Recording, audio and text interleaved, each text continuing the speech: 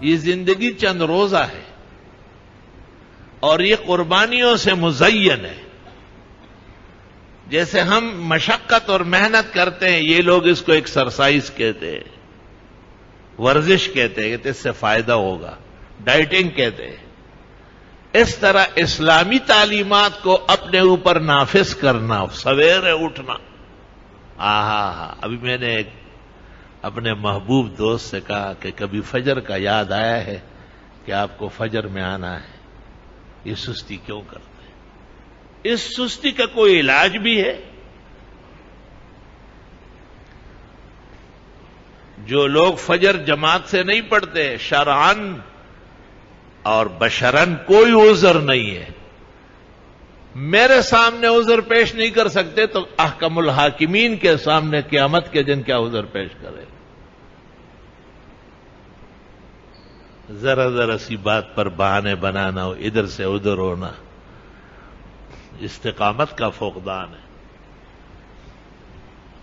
الحمدللہ.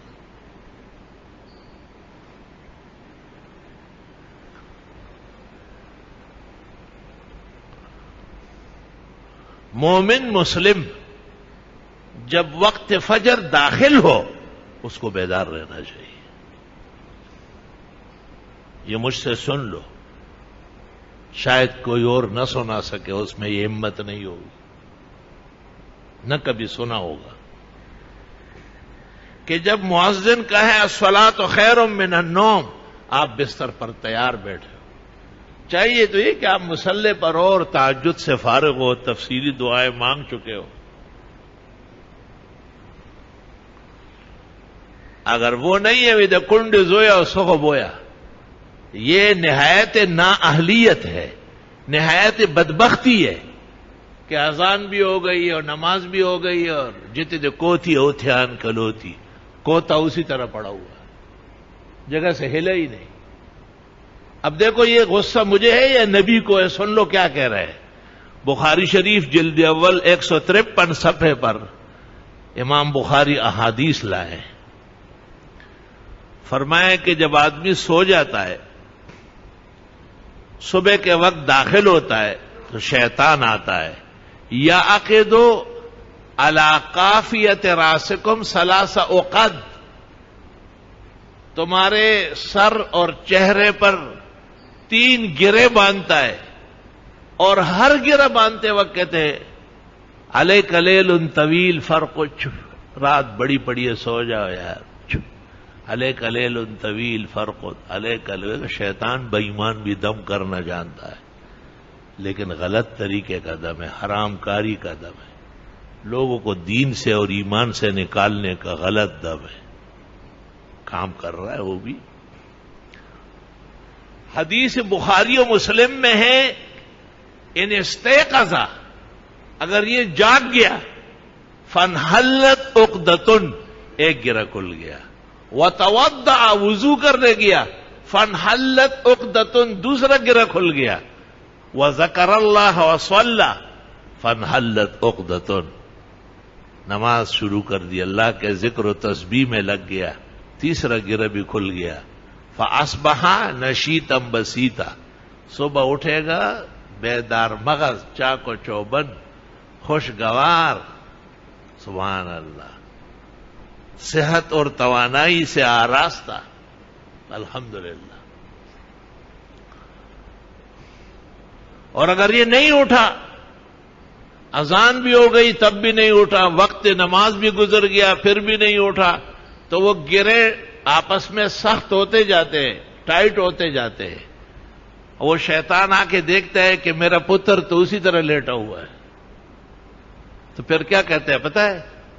اس کے کان میں اپنا ذکر دے کر اس پر پیشاب کر دیتا ہے کہ دن بھر یہ میرا پیشاب چاٹتے رہو.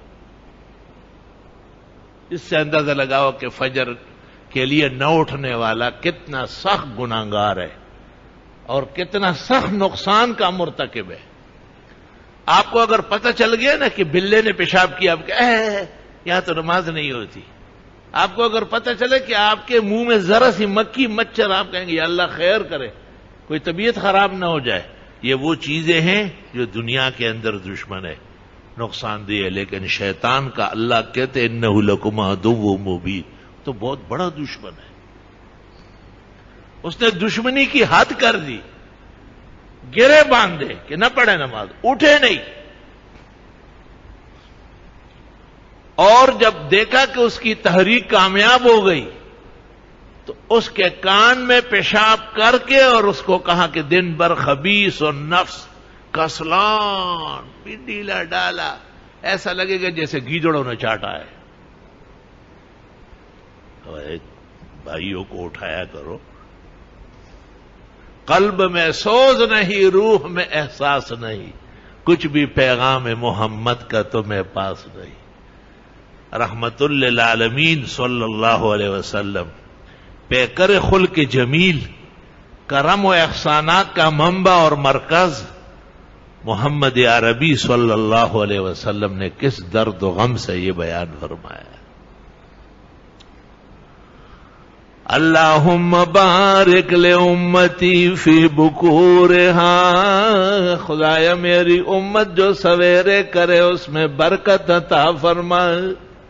سبحان اللہ، بڑے خطرناک آدمی بھی جب میں فجر میں دیکھ لوں بہت خوش ہو جاتا، بڑا کام کیا۔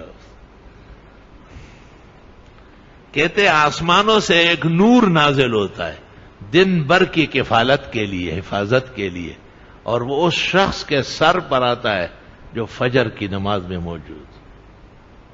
سبحان اللہ۔ دعاؤں میں کہنا چاہیے کہ اللہ ہماری فجر ضائع نہ فرما، آل و اولاد، اہلیہ، ہماری بھاوج، ہماری بہن، ہماری مائیں، ان سب کا ہم پر حق ہے کہ ہم ان کو خیر کا کلام پہنچائے، ان کو بتانا ہے کہ بہت بڑی زیادتی۔ دیکھا نہیں کہیں سویرے اٹھنا اور ہوائی جہاز کا ٹکٹ کیا ہے 10-12 ہزار روپے، جلدی تیار ہو جاؤ سیٹ مس ہو جائے گی۔ کیا ہے؟ کتنی فجر آپ نے مس کی، کتنے تہجد مس کیے۔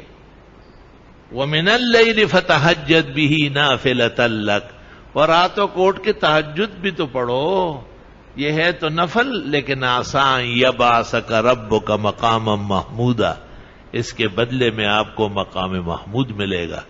علماء کہتے ہیں پیغمبر نے پڑھی تو مقام محمود ملا، امت پڑھے تو مقام محمود پر پیغمبر کی شفاعت نصیب ہو۔